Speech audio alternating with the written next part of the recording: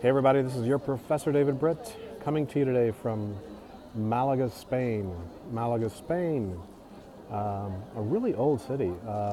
If you think about the Greek history, and you remember hearing about the Phoenicians or the folks from Carthage, this is one of the areas, and so like 2,800 years old. And so there are a lot of different remains and different things here. The thing you see behind you is from the Roman times. It's called the Teatro Romano, which is the Roman theater here, because what was it, about 2,000, 2,100 years ago, Rome had this part of the world as well.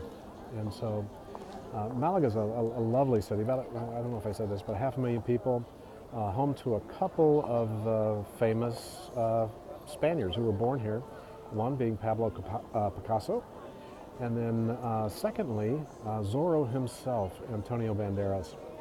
And so both of those famous in their own right, I guess.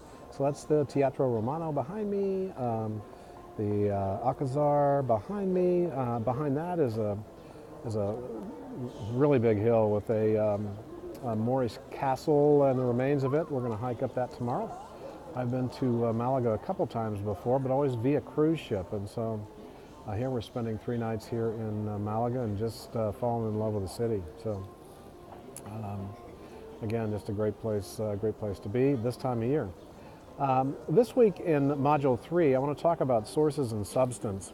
And for those of you who had MSOM 600, you're going to see a little bit of duplication here because there is a direct tie from critical thinking to writing clarity that you talked about then, and credibility of your sources and those things. And so in chapters 6 and 7 of the critical thinking book this week, you're going to talk about that. You're going to talk about credibility and the claims of your sources. The discussion board this week talks about definitive words, and we talked about that in 600 as well. But if I had a discussion board in every single class I teach, I would probably have something on definitive words, because I believe it is so needed today to make sure that we have to support what we say, whether you're a politician or whether you're just talking to your kids. So I think that's important. The assignment this week talks about the 4-test method, the 4-test method of credibility and sources, and also it just bleeds right into truth. And so the 4-test method focuses with, is the reason true? Is the reason true? Isn't it interesting that you would start that based upon, is something true? Right? And is it provable? Number 2, is there a logical relationship between the reason you're giving and the claim?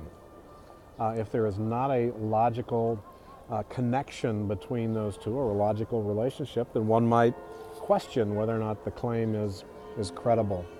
And then there's the test of relevance. Is the truth of the claim depend upon the reason?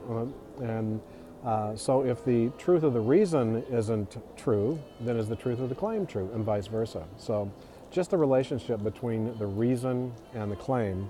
And then one that I really like is non-circularity of the argument. The claim cannot be the reason for believing that the truth of the reason. And so you cannot have the claim and give your justification for the claim being the reason itself. And so I'll be interested to see some of the examples. I have 100 of them, but we don't have time to talk about on this brief video today. And then there is a test that you'll be taking. Again, one of the things I think you're seeing is that these tests are not easy. And so you need to make sure that you read the material as you go through. So, just a lovely little day here in Malaga. And if you need me, make sure you bounce me an email, and we'll get in touch. All right? Take care. Have a good rest of your day.